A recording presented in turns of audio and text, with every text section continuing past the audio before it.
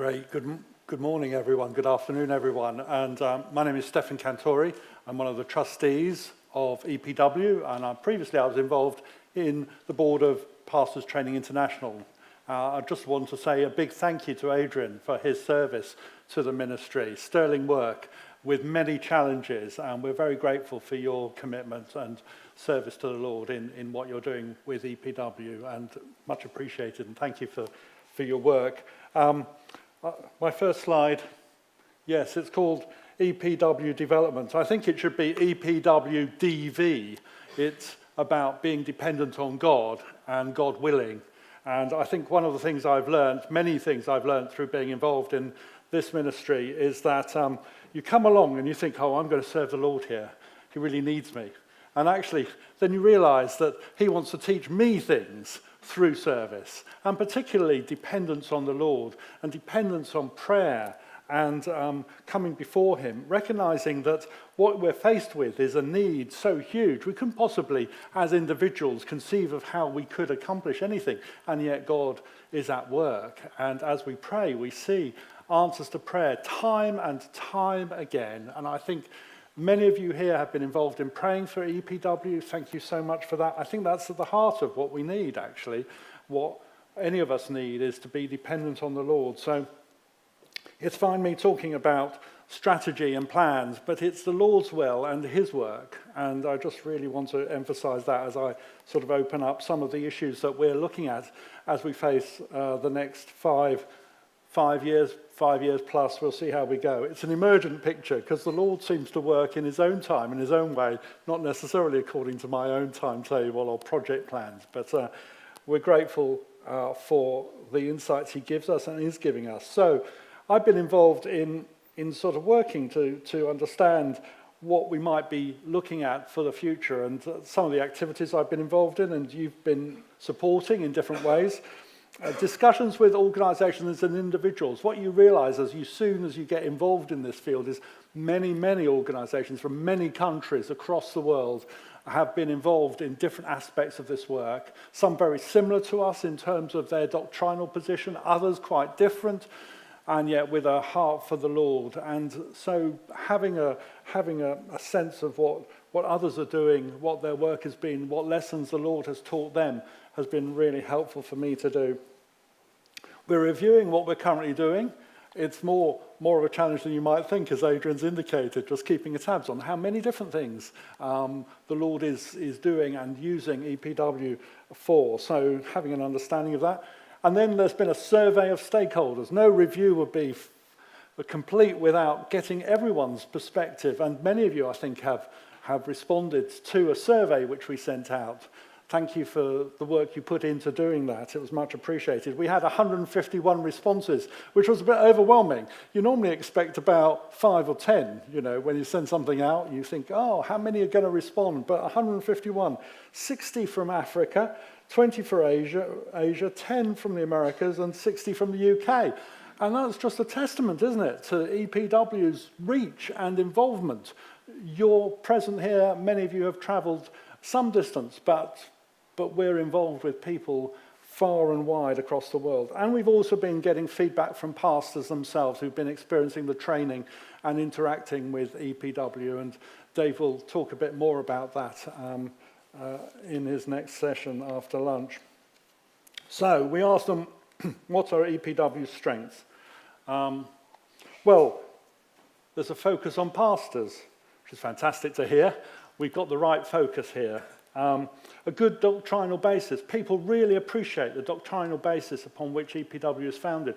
And many of the testimonies from people are that they've had their lives transformed by a reformed understanding of the scriptures. And that's really made a difference to them and their preaching and to the gospel work that they're involved in. Good training and books. It's great to get that sort of feedback, isn't it? We appreciate that feedback. Care and empathy for people. Because at the heart of all of this are people, yes? This is not an abstract discussion about people over there, but these are people who go through their own trials and tribulations. And part of the work we're involved in is supporting the discipleship of pastors, helping them understand what the Lord is doing in their own lives and how he's using them. And so caring for people and having empathy for people in many different contexts is seen as a strength. And folks say it's an appropriate mission, that what we're doing is focused correctly. How we do it might be a bit different. How we describe it might be a bit different. Where we put an emphasis might be different, but the core of the mission is correct to support those who have been less well-resourced in their life experiences, in their education, to accurately preach the gospel with resources that enable them to do so, is the mission of EPW and is, according to the feedback we received, the right mission. So what are our weaknesses? You always ask this question, don't you, with a bit of fear and trembling. Lack of resources compared to need. The need is huge. It's beyond what we can comprehend. And that's something that the board of EPW is being reminded of routinely, regularly. And it's good for us to be reminded of this. And we're also reminded of the Lord who is sufficient for all this need. So we're dependent on his resources. But resources are slim from our perspective. There's a lack of in-country region development. And Adrian alluded to that. But we see that as an area for further development and one which we need to focus on in the future. It's not about what we're doing in this country, but it's about what is needed and what can be best done in country, in region. Again, that links into the next point. We could strengthen the involvement of locals in the work of EPW. And by locals, I mean pastors, but also their churches and other organisations that are working in the region and locally and engaging with them in fresh ways that support a united approach to gospel work. One of our weaknesses is financial sustainability. Well, I mean, that's I guess, something for those of you who've been involved in ministry and mission work. That's the recurring theme of our lives, is that we're always seeking the Lord for more resources to help us. And he keeps us on our knees, doesn't he? Praying, seeking his resourcing. But financial sustainability always feels a bit of an issue for us, always a question. So where will that money come from? How will this work be resourced? And the need for more volunteers. We're grateful for all of our volunteers who function both in this country but overseas, but there's always a need for more. So what are the challenges facing the work over the next 5 years? Adrian alluded to some of these. The growth of false teachers and teaching is what we're being told through this survey from Africa and from Asia. Poverty amongst pastors and people. You know, people are poor. Those we're working with are very poor. There's a need for resources, their lives, food, medicine.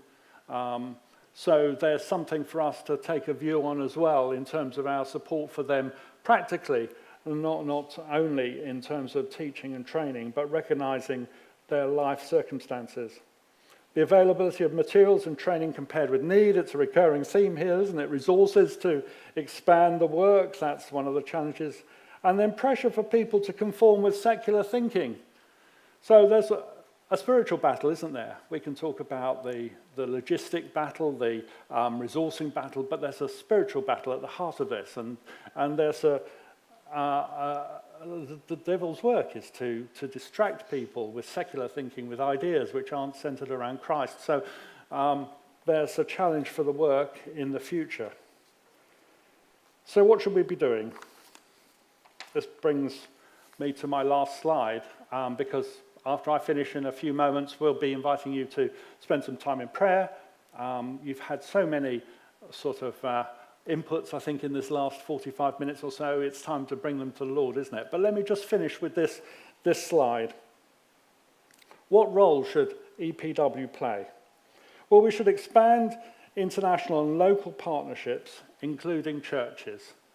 So thinking about those who work internationally already in this area of training and of resourcing, of books, of materials, working with them, and then thinking about local partnerships, how we develop those in country, and support people developing partnerships that work.